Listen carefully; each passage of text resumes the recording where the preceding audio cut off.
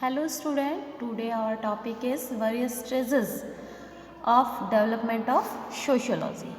ठीक है, तो इसमें हम समाजशास्त्र के विकास की जो विभिन्न अवस्थाएं हैं उनके बारे में बात करेंगे। इससे पहले हमने ऑरिजिन ऑफ सोशियोलॉजी समाजशास्त्र के उद्भव के बारे में बात की थी जून क्लास में भी, और उसके अलावा जो है इससे पहले की वीडियोज़ में भी इसके बारे में मैं आपको अच्छे तरह से बता चुकी हूँ।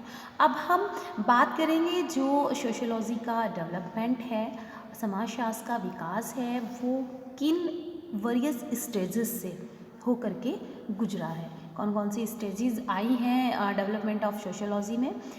तो इसमें जो है 4 स्टेजेस इसकी बताई गई हैं, first, second, third and fourth. कोई स्पेसिफिक नेम नहीं है, पहली स्टेज, दूसरी स्टेज, तीसरी अवस्था, चौथी अवस्था, इस तरह से क्या करेंगे संबोधित किया गया है। अब हम इसमें बात करेंगे कि जो first stage of development of sociology है, समाजशास्त्र के विकास की जो पहली अवस्था है, उसमें किस तरह से किन चरणों में क्या विकास हुआ है समाजशास्त्र का। दूसरी अवस्था में, सेकंड स्टेज में क्या विकास हुआ है, इससे 1 बाय 1 इन सभी को अच्छे से हम डिस्कस करेंगे। First of all we discuss about first stage of development of sociology. समाजशास्त्र के विकास की प्रथम अवस्था के बारे में हम बात करते हैं। तो बेसिकली जो समाजशास्त्र का विकास है, डेवलपमेंट ऑफ सोशियोलॉजी है, इसकी जो फर्स्ट स्टेज है उसके बारे में ऐसा कहा जाता है कि जो सबसे पहले जो स्टार्टिंग हुई थी, स्टार्टिंग जो फेज़ था सोशियोलॉजी का, भी यूरोप से हुआ था। But some Indian scholars not accept this logic, this theory. कुछ भारतीय विचारक ऐसे हुए हैं जिन्होंने समाजशास्त्र के विकास के इस फैक्ट को, इस तथ्य को कि उसकी शुरुआत जो है यूरोप से हुई है, इसे स्वीकार नहीं किया है।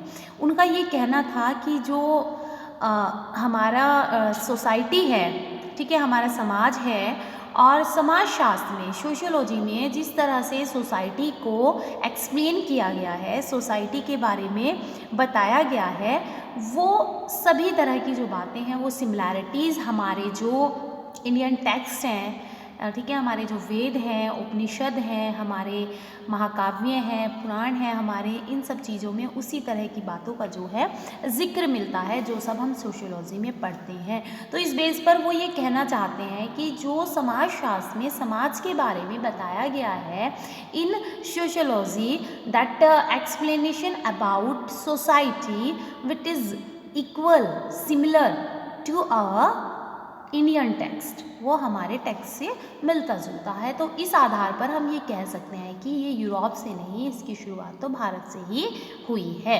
ठीक है, तो जैसा मैंने आपको बताया, जो इंडियन स्कॉलर्स हैं, भारतीय विचारक हैं, जो उन्होंने बताया कि हमारे जो हमारे वेद हैं, उपनिषद है, पुराण है, महाकाव्य हैं, हमारी स्मृतिज़ हैं, इन सब में जो भारतीय समाज के बारे में लिखा हुआ है वो सब समाजशास्त्र की तरह ही है। और हमारे देश में जो वर्णाश्रम अवस्था रही है, वर्णाश्रम अवस्था, ठीक है, यानी कि जो भारत में है, प्राचीन समय में भारत में जातियां नहीं थी, भारत के जो लोग थे या भारत का जो समाज था वो वर्णाश्रम व्यवस्था में बटा हुआ था। ठीक है, वर्णाश्रम यानी कि 4 वर्णों में बटा हुआ था भारतीय समाज, 4 जातियों में, जैसे कि ब्राह्मण, क्षत्रिय, वैश्य और शूद्र, इन सब कैटेगरीज़ में ये डिवाइड था। और वही सब हम सोशियोलॉजी में पढ़ते हैं, वही सब हम समाजशास्त्र में पढ़ते हैं। आगे आप देखेंगे ये सब जो आएंगे आपके वर्णाश्रम, ठीक है, गृहस्थ, इन सब चीज़ों के बारे में आप देखेंगे। तो वो सब चीज़ें हमारे ग्रंथों में यहाँ पे एक्सप्लेन की हुई हैं। ठीक है, तो जो भारतीय चिंतक हैं, इंडियन स्कॉलर्स हुए हैं, उन्होंने समाज और जीवन की एक व्यापक व्यवस्था का, जो एक अरेंज्ड मैनेजमेंट है सोशियोलॉजी का, ठीक है, तो उस, ठीक है, तो वो इस डायरेक्शन में उन्होंने कहा कि चिंतन के बहुत पहले ही, यानी कि जो सोशियोलॉजी में बताया गया है, समाजशास्त्र में बताया गया है, वो सब तो हमारे यहाँ पे हमारे जो इंडियन स्कॉलर्स थे, हमारे जो विद्वान थे, उन्होंने इसके बारे में बहुत पहले बता दिया था। तो आप कैसे कह सकते हैं, किस बेस पर कहा जा सकता है कि समाजशास्त्र की जो शुरुआत है, स्टार्टिंग ऑफ सोशियोलॉजी है, वो यूरोप से हुआ है। ठीक है, लेकिन हमें यहाँ पे इन सब चीज़ों के बीच में ये भी ध्यान रखना होगा कि भारतीय विद्वानों के थे समाज संबंधी विचार, धर्म, राजनीति और अर्थ से।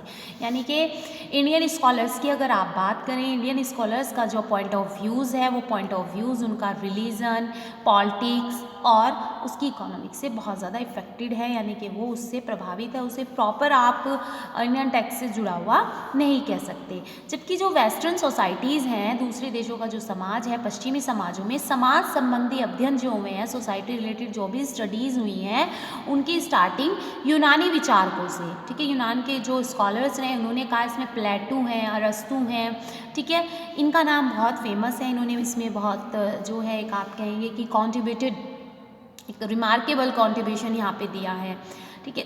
बहुत अच्छे वर्क किए हैं। प्लेटो ने अपनी जो है एक बुक लिखी थी रिपब्लिक, जिसका नाम था 347